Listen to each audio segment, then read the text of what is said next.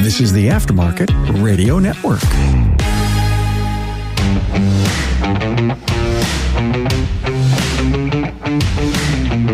Welcome to another episode of Business by the Numbers. I'm your host, Demarest, CPA with Parmelis & Associates. I must have struck a nerve last week with a couple of you because I had a couple of messages from you saying that was a bit pessimistic.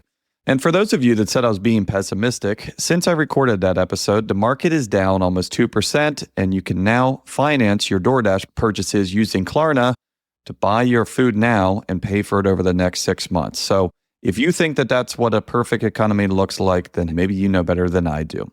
This week, though, I have something sort of related, but at the same time completely different. The whole idea that we're going to talk about this week is metrics on your customers. How often you guys see them, how much they're spending with you, and how you can use these same numbers to guide your business. Before we get into that, I just want to stop and say thank you to you and the rest of the dedicated listeners. Remember, if you want your question answered on here, you just have a question for me, or want to hear a topic discussed, shoot me an email at podcast@parmelis.com.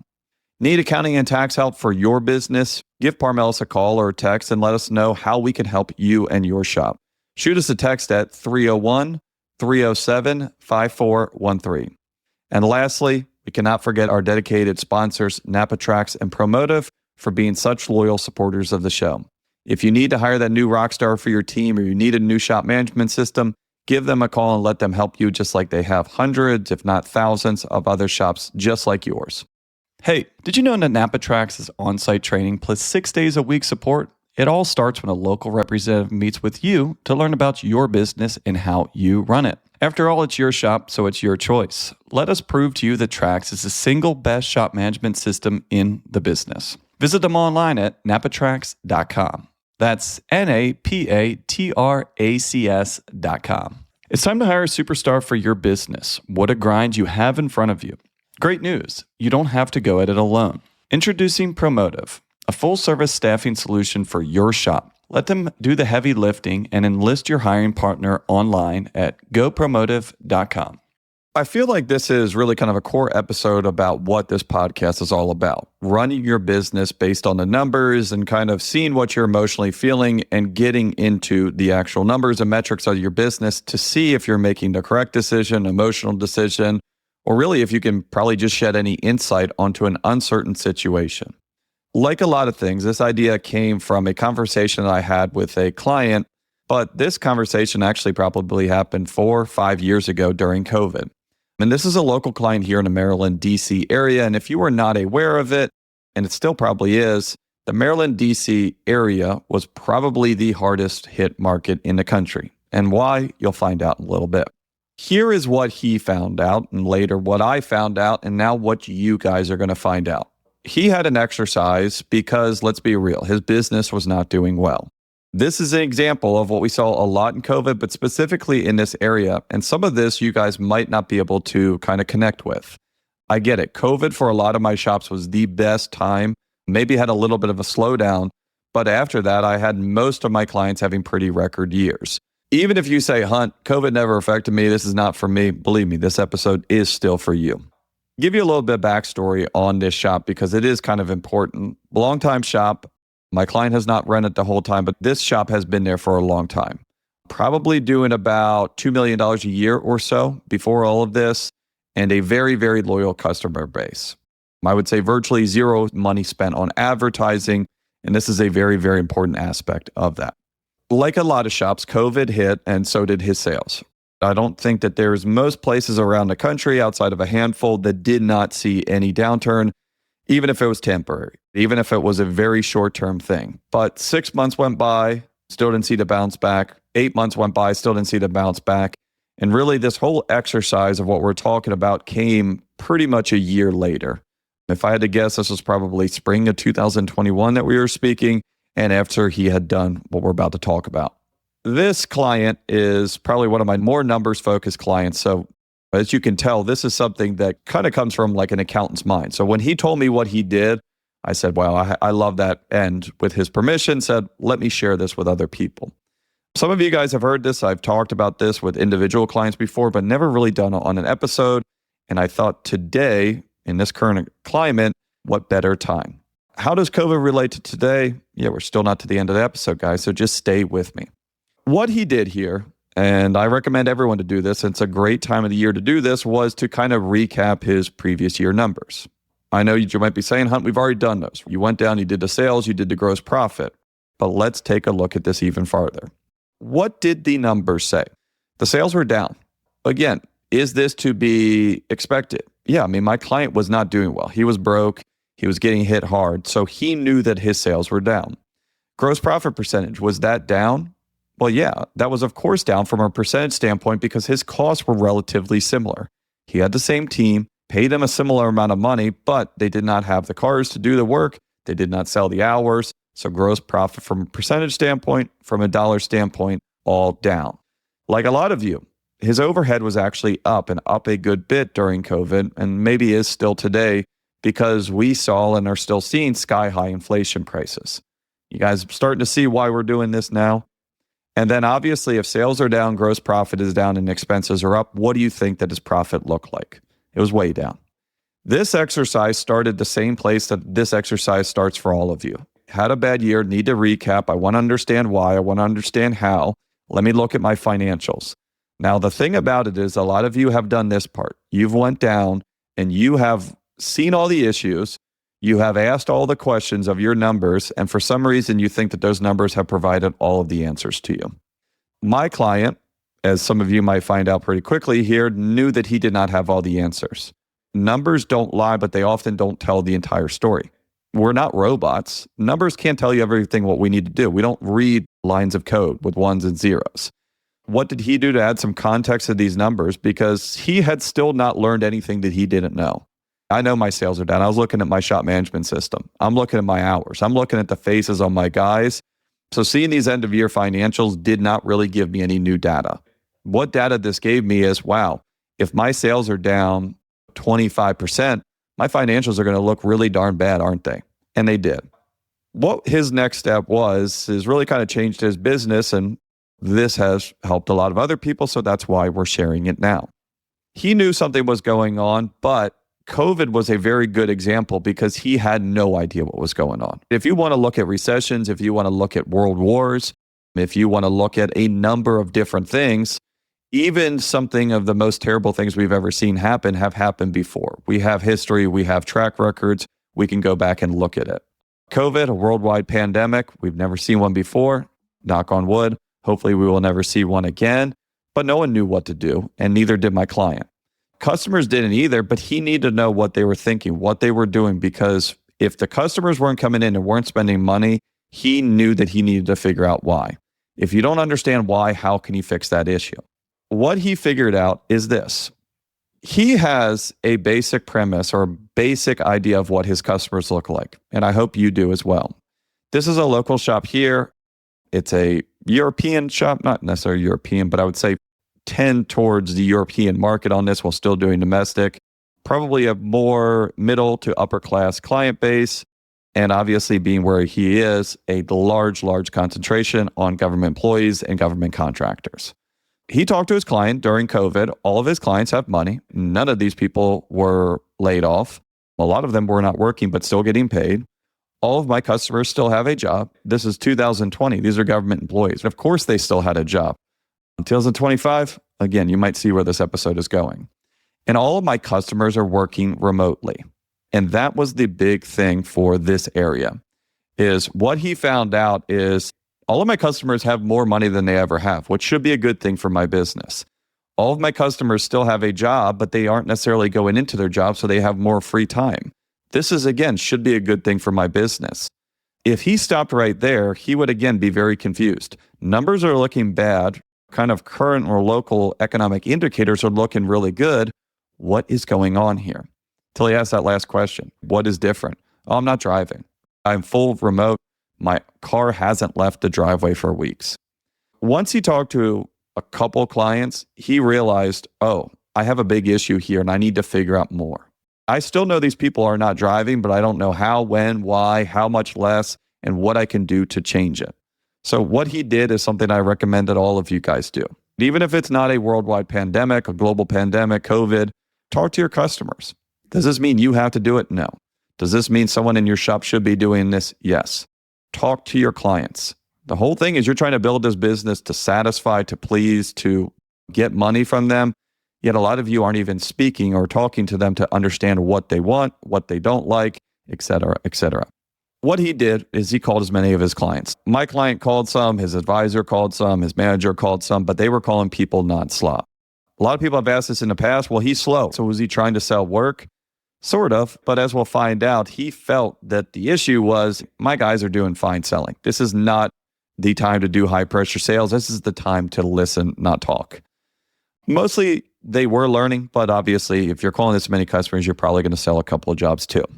What he found out is, like we talked about before, his customers are not driving. And in fact, he replaced more batteries that year and the subsequent years since then than he ever had in his history of his business. We had clients in this area that their cars were just parked for 6, 8 months, 12 months, 2 years. That is something we had never seen before. If you drive your car pretty regularly, a battery is not going to die in 2 years. If it sits there and goes dead, especially the new ones, yeah, absolutely. And so he was learning stuff every single day. What he found out from a number standpoint was really, really important. So he had these numbers in the past and he had not updated them. He knew how many miles his current customers were driving, and so do you. Because every single time a customer comes in, I think legally, you guys have to write down what their current mileage is. So if you look at your shop management system, even if it's pen and paper, all of you guys have one piece of information. How many miles is your clients driving last year? Now, if you've had your shop management system for a couple of years, you can go look at this and compare every single year. How many customers did I have? How many times did they come in? How many miles were they driving? How many customers do I have? How many times did they come in? How much were they driving? 3 very important numbers that I would argue none of you guys probably know. NAPA Tracks was built from the ground up to make your business more profitable and efficient. They provide an extensive set of tools to increase and track profitability in real time. NAPA Tracks offers the industry's best post-sale support, hands down. They train your people on site. Yes, on site. They also offer remote refresher training 10 times a week, and customer support is open 6 days a week. Give them a call, visit them, or join our Facebook community today to learn more. They'll prove to you that Trax is the single best shop management system in the business. NAPA Trax is always customized and tailored for your business, whether you're a one-man shop or a large multi-bay or multi-location company. After all, it's your shop, so it's your choice. Visit us on the web at napatrax.com. That's NAPATRACS.com. Is your recruitment process draining your valuable time and resources? What if there was a partner who could take your recruitment efforts off your plate? Look no further. Promotive is your ultimate solution for hassle-free staffing focused solely on the automotive industry. On the web at gopromotive.com. Promotive understands the challenges you face when searching for the perfect technician or service advisor for your shop. That's why we've developed a platform that takes the hassle out of recruiting. Michelle Tanzi from Euroclinic said, "I am a shop owner and recruiting new talent is so time-consuming. Promotive does the majority of the seeking and recruiting. They reach out to the candidates for you, and when they feel they are a good match for you and culture, they make the connection. They follow up throughout the interview process, and we make sure that the candidates are a good fit and the shop is a good fit for the candidates.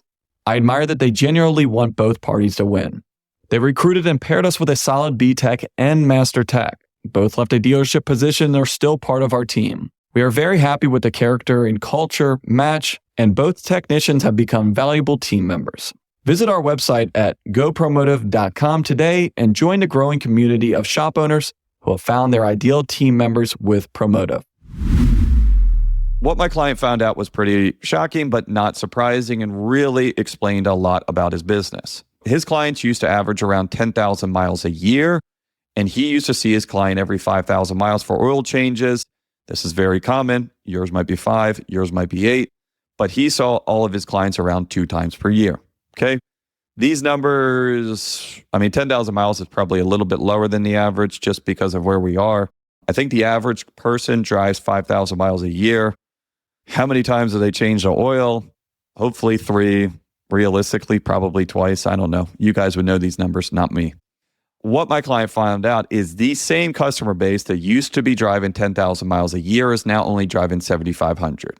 Doesn't seem like a ton, 2,500 miles difference, but it's a 25% decrease. But what does that do? That means that his clients are seeing him 1.5 times a year. Now, I would argue if times are tough or you're getting even behind on your finances, that could even drop even more. Because if people don't have money and people aren't driving, they're going to drive less, be less reliant on their vehicle, and then maybe even argue that they would stretch out those oil changes. And I would imagine that there was probably some of that playing here. So what did the numbers tell him to do with his business? Did they tell him to maybe try and sell more to the same customers? Maybe, but they aren't driving, so that's going to wear out eventually. You could look at this and say, I got people that come in less frequently, so I got to hit them harder when they do come in. If you're not driving your car more than 500 miles, there's only so much that you can sell someone. I get it, stuff breaks, preventative maintenance, but if the miles aren't going up, you're just not going to have the work. Did he go back to the team and evaluate the drop in productivity? No. What is he going to yell at your technicians? You guys did not produce hours that I did not sell for you? Again, no. Did he go get on his service advisor for not selling enough? Did he go get on his manager for not implementing new sales processes? No. Or maybe you can always have new skills. You can always do it in different ways and improve this, but the numbers match. If the mileage was falling, then wouldn't we expect the average money spent or the dollars per mile to stay the same thing? What he realized is my repair orders are down 25% and I need to get 25% more customers. Let me repeat that again. He figured out that his repair orders are down 25% and he needs to get more customers. His customers were not down. He does not need to go advertise for more customers because he's losing customers. He still has those customers, but those same customers are not as valuable for him. I really think that is an important distinction that a lot of people don't understand here. You're looking at these numbers, but then again, you're looking at repair orders like that's the same thing as people. People and repair orders are separate, and sometimes there's a direct relationship between the two, but oftentimes that relationship shifts or swings in one direction or not. And I want to ultimately get two things out of this. And not only do we analyze his sales and figure out that they are down from a number standpoint, I was hopefully able to show you part of this whole exercise is separating those customers from your repair orders. Again, sometimes they're exactly the same, but a lot of times when you have shifts in your business, shift in the economic climate, or shift in a local economy on here, you're going to see these things change and it's going to dictate a change in your behavior. So what can you learn from this for your own business? So first and foremost, one of the reasons that this is relevant is because the end in sight should be here for the mileage perspective. This is now officially in the DC, Maryland area. All federal employees and contractors have to go back to work. Now, why this is also relevant right now is that a lot of those people were sent back to work to get laid off. So now maybe we have a completely different issue. Again, this is why this is so important, because if you were to do a census of those government employees 6 months ago, I guarantee you that census is going to be a lot different outlook than most of them have right now today. So there's one thing you can learn from your business is this stuff changes and changes very rapidly. Why else did this affect his business so much? He was not doing any sort of advertising before this because it didn't predicate this. He had a very loyal customer base that didn't turn over and came in and pretty consistently spent money. For a business that's used to always getting new customers, always losing customers, always turning them over, you might see less of a difference because you're already in there. So you can kind of move those levers up and down a little bit easier than turning on an advertising budget and turning it up. Why is this different than most of you and why do we still talk about it? What I think that most of you guys are going to find out when you go down through this exercise is that most of you are going to have very similar mileage. If you are not in the DC, Maryland, federal government contractor world on this, most of your customers have probably already been back to work or haven't gone back to work, but nothing has really changed recently. But you're probably going to see a lot of different things about their spending, their behavior, their mileage, et cetera, et cetera. The reason why I said this is all related to the economy is that it is, but I don't know why it's different for your business. That is something that you need to figure out. I'm not going to go down through the laundry list of all the things on it, but I'm going to give you an exercise here that I want you to go down. This is just one of the reasons or one of the different kind of levers that we talked about, but some of the stuff of what you could see. If I'm taking a look at my business, and I also have to look at this from the light of, are my sales different? Are my sales up? Or are they sales down? Are my sales exactly the same? Let's say that we're looking this and our sales are down, right? Because again, this is kind of like a flow chart. Sales are down and you're going to flow this way. Sales are up and you're going to flow this way because you're expecting different things based on what the result is. Let's say that your sales are down, but you have the same average repair order. So if the sales are down and you have the same average repair order, I would then look at customers. Again, customers are separate than repair orders. So if I have the same amount of repair orders and my customers are down, then that means that the people are spending more money per year because I had the same amount of sales, but I had less people coming in there spending more money. If my mileage is up, this makes sense. I had the same or I had less people come in even more because they were driving even more. All right, that kind of makes sense. Does that make me feel better for the future? Does that make me expect these trends to continue, or is that going to be more deferred work? I don't know. If I had the same amount of repair orders, customers were down, which means that they're spending more money, but their mileage was down, that would kind of confuse me. Because again, mileage should be kind of tied to their repair cost. If you're not driving much, why are these things breaking so much? And again, I would look at that as an imbalance. Could it just be aberration? Could it be a one-time thing? Sure. Could it be we maybe oversold last year and we shouldn't expect that same thing this year? Again, I don't know. Now, let's say that you had the same amount of repair orders, but your customers are up, or the same ARO, but your customers are up. Does that mean that people are spending less money per year? Yeah, it does, because we had the same amount of repair orders, but it took more people to get that. Again, if mileage is up, people are spending less money, still driving more, and I'd probably expect more work coming next year. People are driving more. We are seeing more people, but we're not seeing it translate into sales yet. That would make me excited for the future, but also, again, I'd probably look and see if I had a customer service issue. Why are these people not coming back? Are they not coming back because they're broke? Because we pissed them off? Again, talking to the clients is the only way you're going to ever figure that out. Or maybe you look at this and say, same repair order, customers are up and mileage is down. Less money because they were driving less and you had to get new customers to replace those sales. That last one is probably the biggest thing that we see. If you want to have the same amount of sales that you did last year, you're going to have to get more customers because people are spending less money, coming in less frequently because they have less money. Most people's mileage is probably just tied to their budget on this. But if you look at the economy, the reason why this is tied to last week is the average American is broke. If you look at the average person, the average wage in Maryland cannot afford the average mortgage in Maryland. The average person can't afford to even live somewhere. Do you think that they can probably afford to take care of and do preventative maintenance on their car? No. I hope your local economy is better. I hope that you are facing a different issue or no issues at all. But again, looking down through this stuff and really changing those numbers and putting a face to those numbers and understanding your customers is going to allow you to understand your business more. The hard part about this, just like anything, is there are more variables than you could ever imagine. Did you change your sales process? Did you change your salesperson? Did you change your technicians? Did you change your marketing? Did your quotes change? Did your close ratio change? None of this is ever supposed to give you the right answer, but all of these questions should give you information to hopefully make an informed decision. Is going down through this exercise going to guarantee that your business is going to be profitable and you are going to be rich?